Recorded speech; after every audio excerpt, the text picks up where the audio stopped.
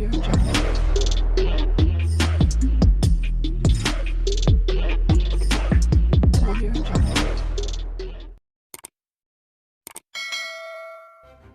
kasih kerana memilih channel ini. Sebelum kita mulakan video ini, sila pertimbangkan untuk menekan butang like, share dan subscribe dan aktifkan butang lonceng anda agar anda sentiasa mendapat info-info percuma pada setiap hari dari channel kami. Dan tinggalkan komen anda kerana komen anda amatlah dihargai.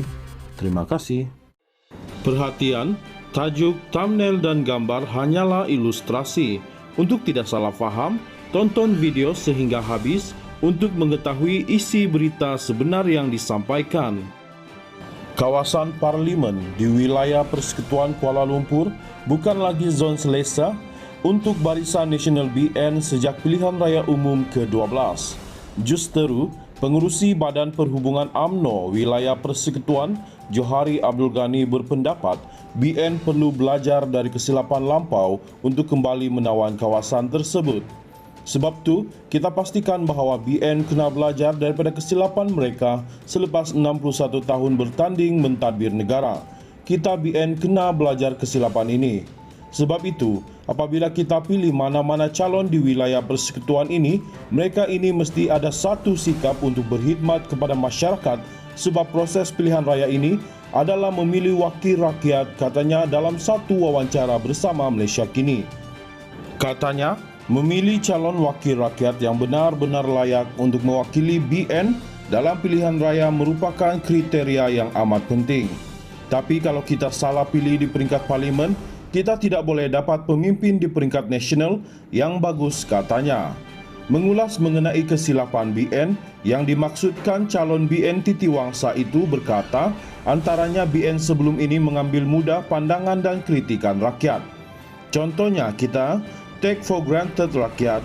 Kita mengambil mudah kritikan rakyat, pandangan rakyat, ketidakpuasan hati rakyat sebab kita dah merasakan kita dah perintah 61 tahun, kita dah buat banyak benda yang kita rasakan untuk kebaikan rakyat.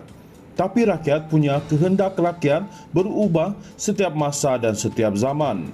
Jadi kalau kita tak ikut trend, kehendak rakyat yang berubah mengikut latar belakang mereka yang juga telah berubah daripada simple orang kampung kepada orang bandar mencari pendidikan yang lebih tinggi, katanya. Dia berkata selepas negara mencapai kemerdekaan selama 65 tahun, sudah tentu ia akan memberi cabaran kepada mana-mana parti politik yang tidak berubah mengikut zaman. Johari yang juga merupakan ahli Majlis Kerja Tertinggi MKT UMNO turut menyentuh masalah rakyat yang perlu diberikan tumpuan oleh BN di mana menurutnya ia tidak terhad kepada isu kebajikan tetapi juga perkara lain yang melibatkan isu keterbukaan, ketulusan, semak dan imbang alam sekitar dan pendidikan. Dulu mereka rakyat tak kisah apa sahaja yang kita bagi dia belajar, sekarang tak ada. Jadi BN kena melibatkan diri dalam hal ini, katanya. Pada PRU 14, BN buat pertama kali tumbang selepas 61 tahun mentadbir negara di mana Pakatan Harapan kemudian mengambil alih Putrajaya. Bagaimanapun, kerajaan PH tidak bertahan lama selepas pembelotan bersatu dan sekumpulan ahli parlimen PKR yang berpaling tada melalui langkah Sheraton. Presiden Bersatu Muhyiddin Yassin kemudian dilantik sebagai Perdana Menteri di bawah Kerajaan Perikatan Nasional yang turut berdiri daripada sekumpulan ahli parlimen BN. Selepas 17 bulan mentadbir, Perdana Menteri ke-8 itu meletak jawatan dan digantikan dengan Naib Presiden BN, Ismail Sabri Yaakob dengan nama Keluarga Malaysia, yang turut menampilkan barisan kabinet yang tidak banyak beza daripada sebelumnya.